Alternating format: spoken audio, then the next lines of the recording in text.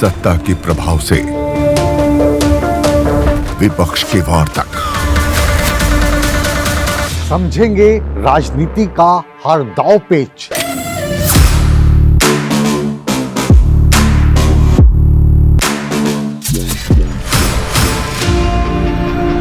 सवालों के रास्ते होगा मुद्दों का हर घेरा पार।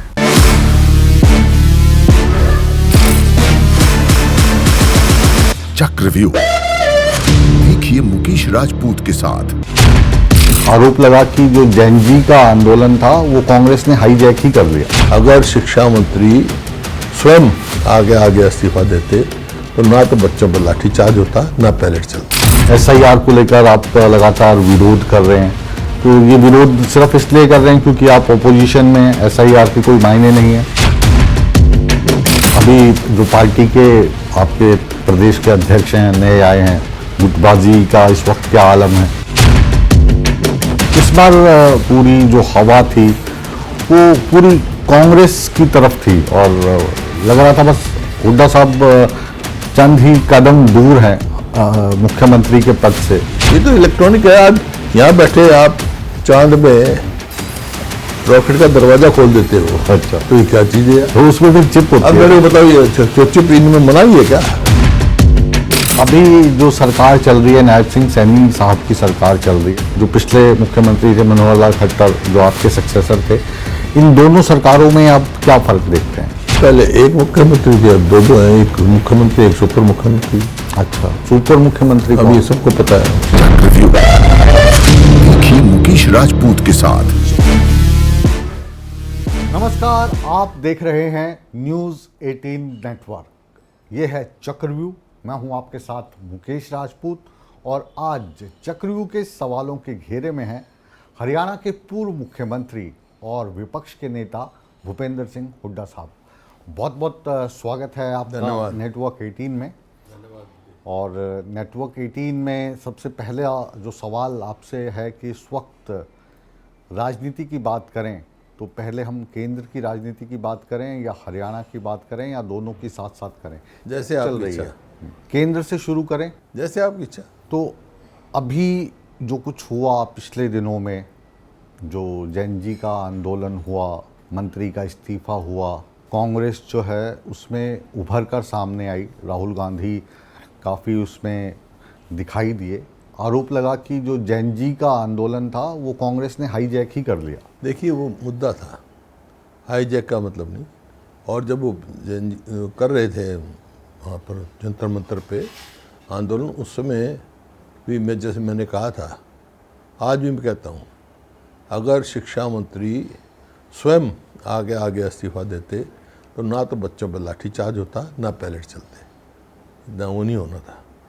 लेकिन ये हट रही उनकी, इस्तीफा नहीं देने में सबका नुकसान हुआ, बच्चों का बड़ा भारी नुकसान हुआ और उनमें एक गुस्सा जो आया है, आखिर उनके सामने झुकना पड़ा उनको। ये पहली बार हुआ है मोदी सरकार में कि जब किसी मंत्री ने इस्तीफा दिया हो। इससे पहले भी बहुत बार ऐसी चीज़ें आई, ख़ासतौर से किसान आंदोलन की हम बात करें तो लंबा चला, 7 महीने के करीब कृषि मंत्री का इस्तीफा मांगा जा रहा था, नहीं हुआ।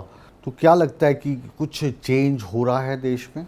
नहीं, देखिए, जो किसान आंदोलन की बात की, जो कानून लाए थे, काले कानून किसानों के खिलाफ, वो वापस लेने पड़े उनको।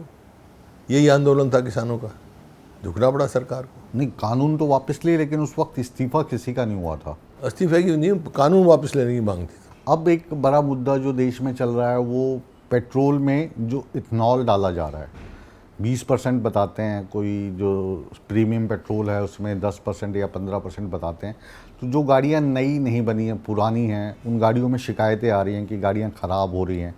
तो इस मुद्दे को लेकर कांग्रेस कितना सीरियस है और आगे क्या रणनीति है? नहीं, नई गाड़ियों में भी है, और ये मैं नहीं कहा, नीति आयोग की भी रिपोर्ट है। ये कौन से सन की है एग्जैक्ट याद नहीं मेरे को, 217 या 18 की होगी। नीति आयोग ने रिपोर्ट दी थी, माइलेज कम होती है इससे, तो इसका एक तो ये नुकसान। दूसरा, अब जो लेटेस्ट मंत्री ने भी कहा है कि भाई रबड़ पार्ट्स जितने हैं उस पर इफ़ेक्ट करता है ये, तो मशीनरी को नुकसान, नया हो पुराना हो नुकसान है। अब कई कहते हैं भाई ये कांग्रेस के टाइम में भी था, वो था 1.5 1.5%। अच्छा, सिर्फ 1.5%। हाँ हाँ, उससे कोई नुकसान किसी पार्ट में नहीं था, कोई एवरेज कम नहीं होती थी। लेकिन अब E20 आ गया और इसमें अगर नहीं वापसी दी तो E30 ले आएंगे, E40 ले आएंगे, E50 ले आएंगे। नुकसान किसका है? आपकी कोशिश क्या है? नहीं, हमारी कोशिश ये है E20 ना लेके आएँ, क्योंकि आम आदमी का नुकसान है, टू व्हीलर लेते हैं उनका नुकसान है, और मशीनरी का नुकसान है, और आर्थिक तौर पे भी जब माइलेज कम होगा तो वो भी उनके ऊपर पड़ेगा। एक माइलेज कम हो, एक सर्विसिंग ज़्यादा करनी पड़े, एक पार्ट्स बदलने पड़े, तो हर तरह से कंज्यूमर पे मार पड़ती है। अभी जैसे हालात चल रहे हैं दुनिया में, ईरान और यूएस का जो युद्ध है वो लगातार कभी रुक जाता है, कभी चल पड़ता है, कभी जो कच्चा तेल है सस्ता हो जाता है, कभी 100 के ऊपर चला जाता है। तो इसके चलते पूरी दुनिया में, चाहे यूरोप हो, ऑस्ट्रेलिया हो, अमेरिका हो, हर एक जगह में जो तेल के दाम बढ़े, उस लेवल पर भारत के तेल के दाम नहीं बढ़े। तो उसका कारण क्या इथेनॉल था, उसकी वजह से कंट्रोल कर लिया, या फिर कुछ और वजह थी? नहीं, इथेनॉल भी एक कारण है, लेकिन ये आपको मतलब स्टैटिक्स देखेंगे आप तो जो तेल का, कच्चे तेल का भाव अब है, कांग्रेस के समय में भी इतना ही था, लेकिन तेल का क्या भाव था? इन्होंने, कंपनियों ने कितना कमाया है इसमें, सब आए हुए स्टैटिस्टिक्स, लाखों करोड़ कमाए हैं। तो उसका तो जो कंज्यूमर पे ही प्रभाव पड़ता है। तो विपक्ष के तौर पर आप उसकी मांग क्यों नहीं करते कि जो रेट तब था वही रेट आज करते हैं है? हम, तब 60 रुपये बिकता था। कितनी बार करते हैं, प्रेस कॉन्फ्रेंस करते हैं भाई। जब किसान की बात थी, इन्होंने कहा कि 2022 तक किसान की आमदनी दुगनी कर देंगे। आमदनी दुगनी हुई नहीं, लेकिन डीजल का क्या भाव था उस टाइम, फर्टिलाइज़र का क्या भाव था, कीटनाशक दवाई का क्या भाव था, कई कई गुना बढ़ गए, लागत बढ़ गई, आमदनी घट गई। तो हम कहते हैं, हर बार ही कहते हैं, लेकिन सरकार में सुनने वाला कोई नहीं है। एक जो सवाल जो सत्तारूढ़ पार्टी आपसे लगातार संसद में पूछती है, सड़कों पे पूछते हैं उनके नेता, कि धर्मेंद्र प्रधान का तो इस्तीफा हो गया, लेकिन कांग्रेस शासित प्रदेश भी ऐसे रहे हैं। राजस्थान की बात कर लें, वहाँ पे तो जो सचिन पायलट हैं उन्होंने रैली निकाली थी अपनी ही सरकार के खिलाफ पेपर लीक को लेकर, वहाँ पे इस्तीफा नहीं हुआ था। रांची की बात करें या कर्नाटका की बात करें, पंजाब में आम आदमी पार्टी की सरकार है, तो वहाँ पे इस्तीफे की मांग नहीं हो रही है। तो सभी राजस्थान की कब की बात कर रहे हो आप? नहीं, जो वो आज बात वो कर रहे हैं, इसलिए मैं आपसे कर रहा हूँ। वो तो अपनी तो कुछ बता नहीं रहे, ये कि उस टाइम भी होता था। अब यहाँ हरियाणा में कितने पेपर लीक हुए हैं आपको मालूम है? 20 पेपर लीक हुए हैं इनके शासन में, एक के बाद एक, एक के बाद एक के बाद एक, नौकरी नहीं लग रही। तो ये है इसकी बात। बाकी ये जो मांग, जो स्टूडेंट्स की मांग थी, उनकी भावना थी, उसका समर्थन हमने किया। हम चाहते थे उनकी मांग वाजिब है। अब खाली इस्तीफा हो गया, लेकिन आगे भी उसके ऊपर जो इसका बदलाव आना चाहिए, एजुकेशन का है या एग्ज़ाम का है, वो सिस्टमेटिक चेंज आनी चाहिए, ताकि ट्रांसपेरेंसी उसमें आनी चाहिए, ताकि कोई किसी गुंजाइश ही नहीं हो किसी का नहीं। अब यहाँ हरियाणा में आपने देखा खुद, एक क्वेश्चन पेपर सेट करेंगे, पिछले क्वेश्चन के यूँ क्वेश्चन आ जाते हैं। कितने पेपर हुए? आप जब मुख्यमंत्री थे प्रदेश के, तब खेलों को बढ़ावा मिला, इसमें कोई दो राय नहीं है। जो खिलाड़ी आते थे उनको आप डीएसपी लगा देते थे, जो अच्छे पदक लेके आते थे ओलंपिक्स में। अब जो सरकार है उसने इस नीति को चेंज किया है कि इनको खिलाड़ियों को, जो खेल विभाग है उसी में कोई ना कोई पद देना चाहिए। तो क्या ये नीति सही नहीं है? नहीं, नीति ठीक नहीं है ये। क्यों? क्योंकि खिलाड़ी आज 2% पॉपुलेशन हमारी देश की, और मेडल कितने आते हैं? 13 में से 7 गोल्ड मेडल। पिछली बार 38 आए मेडल, उसमें से 21-22। ऐसा क्यों हुआ? ओलंपिक्स में 6 अगर मेडल आए तो 4 हरियाणा के खिलाड़ी को क्यों हुआ? क्योंकि खेल, एक बात समझ लीजिए, जिस प्रदेश का, जिस देश का खिलाड़ी चमके ना, वो समझो वो विकसित होगा देश। तो ये आपका एक पैमाना है, और खेल खिलाड़ी बनाने के लिए एक दिन में नहीं बनता। उसको आगे ले जाने के लिए शुरू से, जैसे हमने स्पेट चलाया था, शुरू में पहचान उनकी की, स्कॉलरशिप दी, फिर इंफ्रास्ट्रक्चर तैयार किया। एक नहीं, इंफ्रास्ट्रक्चर कितने हमने स्टेडियम बनाए, हर ब्लॉक पे स्टेडियम बनाया, गांव में बड़े बड़े स्टेडियम बनाए, शहरों में बड़े बड़े स्टेडियम बनाए ताकि काम आगे खिलाड़ी कर सकें। फिर उनको उनका भविष्य जो है सुरक्षित किया, जो अच्छा खिलाड़ी होगा उसको नौकरी मिलेगी, अच्छी नौकरी मिलेगी। जब तो जो नौकरी है वो खेलों से संबंधित मिल जाए, अच्छे उनको पद दे दिए जाएं, बनस्पत की उनको पुलिस में डीएसपी लगाया जाए, तो ठीक नहीं है ये? नहीं, क्यों? जो मर्जी है उसकी क्लास 1 क्लास 2 की मिलनी चाहिए नौकरी, कोई चपरासी भर्ती करनी थोड़ी है। स्पोर्ट्स डिपार्टमेंट में स्पोर्ट्स अच्छे में क्या कितने डायरेक्टर लगा दें, डिप्टी डायरेक्टर नहीं लगा आप दें। समझे नहीं, उसका भी तो है, डिप्टी डायरेक्टर लगाओ, लेकिन डीएसपी भी लगाओ। डीएसपी लगाना चाहिए, जो खेल की नीति है उसके हिसाब जो उसका पदक आया है उसके हिसाब से उसको पद मिलना चाहिए। अब अपनी जो संसद है इसका भवन काफ़ी बड़ा हो गया है, मतलब कि आने वाले समय में सीटें बढ़ेंगी, उसमें जनसंख्या बढ़ रही है, तो एसआईआर चल रहा है, डिलिमिटेशन की बात चल रही ऐसा है। संसद तो बड़ा हो गया, उनके हाउस जो है ना वो बड़े हुए, जो लोकसभा या राज्यसभा, लेकिन सेंट्रल हॉल गायब हो गया। तो इसके क्या मायने पुराने दर्शकों को संसद समझाइए। में सेंट्रल हॉल ही सबसे बड़ा हॉल था, हाँ, वो गायब है। उसका देखिए वो नहीं है सवाल, वो ऐसी जगह थी सेंट्रल हॉल, वो एक पॉलिटिक्स से कंसर्न, एक पॉलिटिकल कल्चर बन चुका था जहाँ पे प्रेस वाले भी आके बैठते हैं, एक दूसरी पार्टी के जो हम बेशक अलग अलग पार्टी को, लेकिन वहाँ बैठ के इकट्ठे चाय पीते थे, पता आदान प्रदान होता था, प्रेस वालों के साथ होता था, देश में क्या हो रहा है कुछ पता ना। अब तो कहीं नहीं, सीधा जाओ हाउस में, वापस आ जाओ, मतलब सेंट्रल हॉल है ही नहीं, दफ्तर सा हो गया। यहाँ सेंट्रल हॉल है नहीं, कैफेटेरिया है, वहाँ चाय पीने चले जाओ, जो वहाँ कौन बैठता। तो मेरा जो इस सवाल का पूछने का ताल्लुक था वो ये था कि अब एसआईआर होगी, एसआईआर को लेकर आप लगातार विरोध कर रहे हैं, तो ये विरोध सिर्फ इसलिए कर रहे हैं क्योंकि आप ओपोजिशन में, एसआईआर के कोई मायने नहीं है? नहीं, एसआईआर जो है, एसआईआर के विरोध में नहीं हम, लेकिन सही हो। एसआईआर का मतलब है जो एडिशन और डिलीशन, या एडिशन कम है, डिलीशन ज़्यादा है। अच्छा, हमारे हरियाणा तो 30 नंबर पे है, हमारे तो 76% रहेगी कुल, अगर प्रोपोर्शनल का जाए इलेक्टोरेट और इससे, उसमें तो 76%, हम 30 नंबर पे हैं। हमारे से जो ख़राब प्रदेश है इस मामले में उत्तर प्रदेश और एक झारखंड। पश्चिम बंगाल भूल गए? ये पश्चिम बंगाल हमारी थी, नहीं है, वो नहीं है, मैं तो ऊपर बता रहा हूँ 3 जी जी, टॉप के प्रदेश। हरियाणा जो है 30 नंबर पे है। तीसरे नंबर पर। तो ये आप देख रहे हैं खुद, ये है कितनी वोट डिलीट हुई है। आप, मेरे समझ में नहीं आता कि आप कहते हो आधार कार्ड भी कोई बेस नहीं है, आप कहते हो पासपोर्ट भी सिटीजन का वो नहीं है, हाँ, ट्रैवल डॉक्यूमेंट है। हाँ ये क्या, ये इस किस्म की करना, इसमें डिलीशन ज़्यादा है और एडिशन कम है।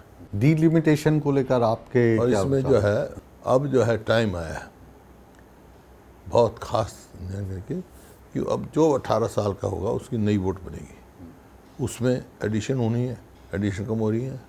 तो जो BLA 2 हैं और BLA 1 हैं, पार्टी की तरफ से जाते हैं, उनकी ख़ास ड्यूटी लगाई है, वो हर घर पे जाएँ, जैसे नोटिस जाएंगे इनके, उन नोटिस का जवाब देना, अपनी वोटें सही कराना। तो वो इंश्योर करें कि कोई भी पार्टी जो वाजिब वोट है वो रहे ना, और जो जिनके वाजिब जो नहीं है फालतू है वो कट जाए। फालतू कट जाए, मतलब जो इनवैलिड वोट है वो नहीं बननी चाहिए, जो जिसका वोट का अधिकार नहीं है उसकी वोट नहीं बननी चाहिए। तो आपकी जो पार्टी है वो ज़मीनी स्तर पर इसके लिए सक्रिय है? हाँ, हाँ, कुछ आप के जैसे इनके पन्ना प्रमुख होते हैं वैसे आप लोगों का भी नहीं, BLA 2 BLA 1 बनाए हुए हमने, हमारे तो हर जगह पहले से हैं, बूथ एजेंट है हमारे पास, सब है। ये बूथ एजेंट जो उसको पन्ना प्रमुख कह देते हैं। अभी जो पार्टी के आपके प्रदेश के अध्यक्ष हैं, नए आए हैं, उनके आने से कुछ चीज़ें अच्छी हो रही हैं, ख़राब हो रही हैं, गुटबाजी का इस वक्त क्या आलम है? नहीं, पार्टी मजबूत है, पहले भी मजबूत थी, अभी मजबूत है पार्टी। आप नतीजों से देख लो, कोई पार्टी कमज़ोर नहीं है हरियाणा में। लेकिन जब हुड्डा साहब का नाम आ जाता है तो हुड्डा साहब का नाम बड़ा हो जाता है, पार्टी छोटी हो जाती है। हरियाणा में तो हम यही देखते हैं कि हुड्डा साहब का जो कद है वो पार्टी से ज़्यादा है। हुड्डा लाइन या खुड्डा लाइन हम बार बार बोलते हैं इस लाइन को। मेरा कद पार्टी की वजह से, पार्टी का कद है तो मेरा कद है। तो इस बार पूरी जो मीडिया थी, पूरी जो हवा थी, वो पूरी कांग्रेस की तरफ थी और लग रहा था बस हुड्डा साहब चंद ही कदम दूर हैं मुख्यमंत्री के पद से। क्या हुआ अंत में? मैं तो नहीं कह रहा, राहुल जी ने प्रेजेंटेशन करके दिखा दिया किस तरह से वोट चोरी हुई। मेरा आपसे सवाल है, आपने तो बहुत चुनाव देखे होंगे, आजकल तो डिजिटल से काउंटिंग होती है ना, उसमें क्या हो रहा है या क्या हो रहा है। हमारा इलेक्शन हुआ था 5 तारीख को। 5 तारीख को 9:45 बजे इलेक्शन कमीशन ने कहा कि कुल 61.19 वोट पड़ी हैं, 61.19। 6 तारीख को कहते नहीं 65.65% पड़ी, 65.65। 8 तारीख को गिनती होनी है, 7 तारीख की शाम को 10 बजे कहते हैं नहीं 67.90, 67.90% वोट। 7% वोट का कभी अंतर हो सकता है, बैलेट में भी नहीं हुआ, जबकि उसी दिन पता लग जाता है। भाई एक बात, इसका जवाब इलेक्शन कमीशन नहीं दे सका। मैं इसको बिल्कुल एक आम आदमी आप के बता दो किसी स्टेट में आम आदमी के तौर पर पूछ रहा हूँ, जिनको इतनी नॉलेज नहीं है जितनी आपको है। जैसे ईवीएम में जब वोटिंग शुरू होती है तो हर एक पार्टी का वहाँ पर एजेंट बैठा रहता है, उसको दिखाया जाता है जब वोटिंग दिखाया जाता है। वो ईवीएम मशीन चल रही है, ठीक चल रही है, मशीन क्यों दिखाया जाता है फिर? हाँ, फिर उसमें क्या बैठा क्या, रहता है। फिर जब उसमें उसको क्या- लॉक करते हैं क्या फीड तब- किया हुआ है किसी को क्या पता। जब हम तो शुरू में मांग रखी थी भाई ईवीएम में भी कराना है तो वीवीपैट जो है उसकी काउंटिंग भी होनी चाहिए, जब भी तो पता लगेगा। तो उसकी भी रैंडमली करते नहीं तो करते, हैं। हाँ। काउंटिंग नहीं करते उसकी। अच्छा, ऐसे केस हरियाणा में आए, आपने मांग की और ना की हो? हाँ हाँ, ऐसे केस भी आए, ऐसी भी रिपोर्ट हुई है कि 3 दिन जब पोलिंग होली, काउंटिंग हुई, जब तक बैटरी 99% चार्ज करी है। हो सकता है क्या है, कंप्लेंट करी है। तो जो जहाँ पे रखी जाती हैं, स्टोर रूम जहाँ पे होता है, वहाँ पे आपके एजेंट्स भी उस होते हैं, टाइम ही होता है तो दूसरी पार्टी के भी होते हैं? भाई राहुल जी ने बता दिया कैसे क्या चोरी होती है। नहीं, उन्होंने तो ये बताया ना कि एक नाम का जो वोटर है उसकी 18 जगह वोट हैं, 20 जगह वोट हैं। नहीं, एक घर में इतनी वोट हैं, हाँ हाँ। वो भी हैं। और मैं तो कह रहा हूँ भी इस बात का भी जवाब मेरे को नहीं मिला कि 7% वोट कैसे बढ़ गई, 7% वोट कैसे हो। नहीं, जब वो जो स्ट्रांग रूम होते हैं उसके बाहर अपने आदमी होते हैं, उनके भी आदमी होते हैं, दूसरी पार्टीज के भी होते हैं। ये तो बैलेट होता कैसे ये है? तो उस टाइम था स्ट्रांग रूम का, तो बात कॉन्सेप्ट जब था जब बैलेट से पढ़ते थे, तो वो कोई बैलेट ना फाड़ दे, बैलेट चोरी ना कर दे। ये तो इलेक्ट्रॉनिक है। आज यहाँ बैठे आप चांद में रॉकेट का दरवाजा खोल देते हो। अच्छा, तो ये क्या चीज़ है यार? तो उसमें तो चिप होती अब है। मेरे को बताओ, ये जो चिप इनमें मनाही है क्या? आप बताओ, ये छोड़ो अब इस बात का हाँ, मतलब ठीक है। सवाल ये। हरियाणा की पॉलिटिक्स पे आते हैं। हरियाणा में इस अब वक्त देखो ना, हाँ 39.4 हमारे आए हैं, 39.9 उनके हैं, मतलब 0.5% का है। कुल 12,000 वोट इधर से उधर हो जाए तो ये सब ऐसा ही मामला है। कहीं ज़बरदस्ती की गई, कहीं कई कैंडिडेट ऐसे भी हैं, मैं आपको बता दूं, उनको हरा रहे थे, मैं मौके गया या उनको कहा भाई ये हम नहीं होने देंगे, जब उनको डिक्लेयर करना पड़ा। आरोप ये भी लगाते हैं जो आपके चाहने वाले हैं आपकी पार्टी में कि हुड्डा साहब ये नहीं चाहते थे कि ज़्यादा सीट्स आ जाएं, वो चाहते थे जो उनके समर्थक हैं ज़्यादा वही जीत मैंने के। तो सुना नहीं ऐसा, मेरी पार्टी में तो सुना नहीं, या दूसरे से आते हो। अच्छा, हाँ। तो अभी जो सरकार चल रही है, नायब सिंह सैनी साहब की सरकार चल रही है, भाजपा की सरकार चल रही है, तीसरी बार ये लोग सत्ता में आ गए हैं। ईवीएम को अगर हम एक साइड पे कर दें, जो पिछले मुख्यमंत्री थे मनोहर लाल खट्टर, जो आपके सक्सेसर थे, इन दोनों सरकारों में आप क्या फ़र्क देखते हैं? पहले एक मुख्यमंत्री थे, अब दो हैं, एक मुख्यमंत्री एक सुपर मुख्यमंत्री। अच्छा, सुपर मुख्यमंत्री अब ये सबको पता है। अच्छा, तो आपको ऐसा क्यों लगता है कि मतलब सुपर मुख्यमंत्री चला रहे हैं? कौन से डिसीजन ऐसे हैं जो आपको लगा कि उनको लेने चाहिए थे, नहीं ले पाए? ये आपने हासी में देखा टी का क्या तमाशा हुआ। मुख्यमंत्री से मिले, उन्होंने टी उखड़वा दी, नहीं ये थोड़ा सा विस्तार से टी बताइए। लगवा दी। हाँ, खट्टर साहब ने वहाँ जाके टी उखड़वा दी, फिर बाद में टी लग गई। ये देखिए, ये सब समझते हैं लोग इस बात को, इसमें कोई बात नहीं, पार्टी का मामला है, वो कुछ करें, मैं उस बात से। लेकिन ये है कि 12 साल की इन टोटलिटी परफॉर्मेंस देखा जाए तो ये सरकार नॉन परफॉर्मिंग गवर्नमेंट है। ये 12 साल में एक मेट्रो का पोल लगाया इन्होंने, 1 इंच रेलवे लाइन बनाई हो, 1 यूनिट बिजली बनाई हो, एक कोई बड़ी यूनिवर्सिटी लेके आए हो, एक का नाम बता दो। जितने नेशनल हाईवे हैं वो 90% से ज़्यादा मेरे टाइम के या तो सैंक्शन है या बने हुए हैं। इन्होंने बता एक काम तो बता दें।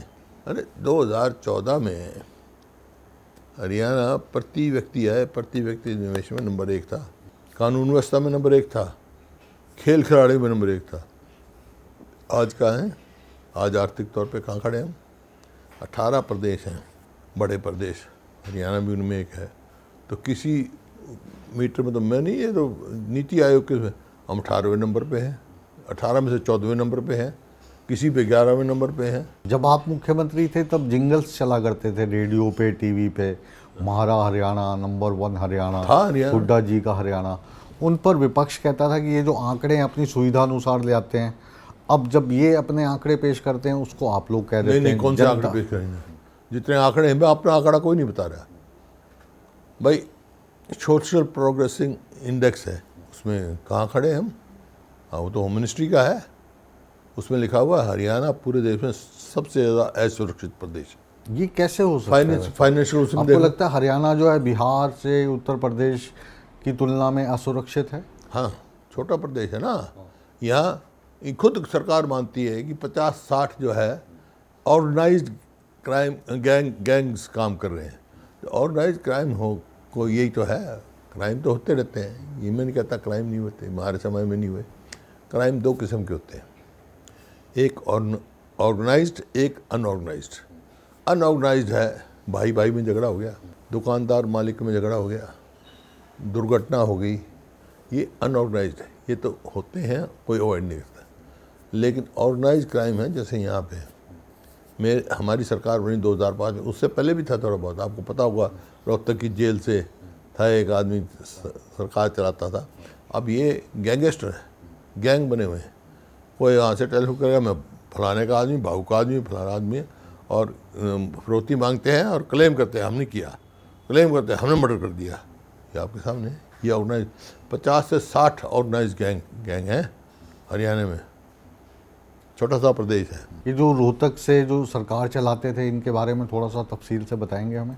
नहीं तो वो तो बात गई, देखो मैं पास्ट की बात, रोहतक से ही चलती थी, सबको पता है। हाँ, तो रोहतक के किंग तो अब आप हैं। जेल का किंग नहीं हूँ मैं। अच्छा, हाँ, ना मैं किंग हूँ, मैं तो सेवक हूँ। नहीं, रोहतक तो भूपेंद्र सिंह हुड्डा का गढ़ है, ये माना जाता है। अब मेरा पूरा हरियाणा गढ़ है, रोहतक क्यों गढ़ है? लेकिन रोहतक में पैदा हुआ हूँ, इस वास्ते आप कहते हैं। हाँ, लेकिन आपकी जो सरकार में जो नेगेटिविटी गिनवाई जाने शुरू हुई, क्योंकि 10 साल तक शासन किया, 10 साल के बाद नेगेटिविटी आई जाती है जनता में स्वाभाविक तौर पर। तो आपको यही कहते थे कि आप 3 जिलों का विशेष ध्यान रखते हैं, सोनीपत का, रोहतक का, और उसके तीसरा ज़िला कौन सा था? झज्जर का। हाँ। तो 3 जिलों के मुख्यमंत्री हैं। हाँ। लेकिन अब वहाँ पे कैसे हालात हैं वहाँ पे? देखिए बात सुनो। हाँ, इंफ्रास्ट्रक्चर की बात होती है। इंफ्रास्ट्रक्चर में मेट्रो दिल्ली से बल्लभगढ़ तक मेरे समय में आई, दिल्ली से गुड़गांव मेरे समय में आई, दिल्ली से बादरगढ़ मेरे समय में। गुड़गांव जिला नहीं क्या, कह रहा फरीदाबाद जिला नहीं क्या हमारा नहीं। फिर इंस्टीट्यूशंस की लगा लो। पहला national institute of fashion technology Panchkula में आया, ठीक है। दूसरा, देश का दूसरा national institute of design Kurukshetra में आया। और हरियाणा से पहले एक ही मेडिकल कॉलेज था सरकारी क्षेत्र में, दूसरा कहाँ बना? कल्पना चावला के नाम से मेडिकल कॉलेज करनाल बना। फिर आप आ जाओ इसमें पानीपत में, पानीपत की रिफाइनरी की उसका एक्सटेंशन किसने किया? फिर आप आगे चलो सोनीपत, राजीव गांधी एजुकेशन सिटी, जिसमें आपका वो भी है, IIIT भी है, IIT भी है। ये यूनिवर्सिटी जो बहुत पॉपुलर, अशोका यूनिवर्सिटी लगा लो, SRM यूनिवर्सिटी लगा लो, हब बन गया, जिंदल यूनिवर्सिटी लगा लो। और देश की पहली सरकारी क्षेत्र में आज़ादी के बाद, आज़ादी से पहले एक था, सरकारी क्षेत्र में केवल महिलाओं के लिए मेडिकल कॉलेज दिल्ली में इरविन, पहला आज़ादी के बाद पहला सरकारी क्षेत्र में केवल महिलाओं के लिए मेडिकल कॉलेज कानपुर में बनाया। महिला यूनिवर्सिटी, बात सुनो अभी क्या, अब तो पहले ही जल्दी में आ गए। नहीं जल्दी में नहीं, हम पूरा टाइम आप जितना बोले। कानपुर में महिला यूनिवर्सिटी बनी। फिर आप फरीदाबाद चले जाओ, फरीदाबाद में YMCA नाम की जो उसकी यूनिवर्सिटी बनाई हमने, मेडिकल कॉलेज बनाया वहाँ फरीदाबाद में IISc का। फिर आप आ जाओ मेवात में मेडिकल कॉलेज बनाया हसन मेवाती।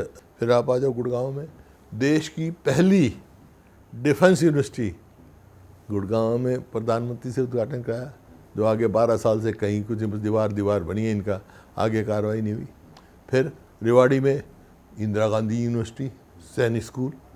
फिर महेंद्रगढ़ में सेंट्रल यूनिवर्सिटी, जहाँ मेडिकल कॉलेज भी होगा, जहाँ लॉ कॉलेज भी होगा, सब कुछ होता है जो सेंट्रल यूनिवर्सिटी में एक होता है, सारा वहाँ बनाया। फिर आप आ जाओ Jhajjar AIIMS national cancer institute बनाया।